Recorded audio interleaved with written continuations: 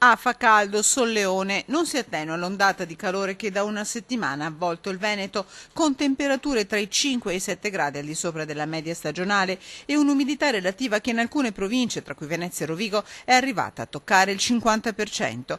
Niente temperature da record come quelle del 2003, il picco per ora è stato toccato a Villadose con 38,1 gradi domenica, ma si sfiorano i 38 gradi anche a Castelfranco Veneto. La caratteristica di questa ondata di calore è proprio la persistenza, iniziata circa tra venerdì e sabato scorso e continuerà sostanzialmente fino alla giornata di giovedì.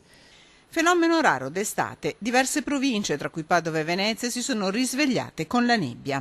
È un fenomeno un po' strano perché siamo abituati ad avere le nebbie con temperature piuttosto basse, insomma nel periodo autunno-inverno oppure anche inizio primavera.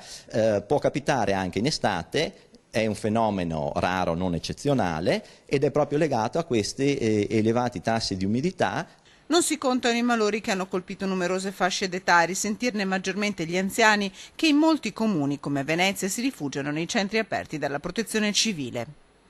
Vengo anche per il fresco la mattina perché il pomeriggio non esco. E la mattina leggo e trovo sempre i giornali. La speranza di fresco arriva dalla Francia, dove si sta formando una perturbazione che dovrebbe interessare anche l'Italia. In Veneto arriverà tra venerdì e sabato. Poche piogge temporali in montagna, ma le temperature dovrebbero abbassarsi e rientrare nella norma. L'effetto sarà quello di diminuire da un lato le temperature nella giornata un po' venerdì e poi sabato, e poi di diminuire anche in maniera abbastanza significativa l'umidità.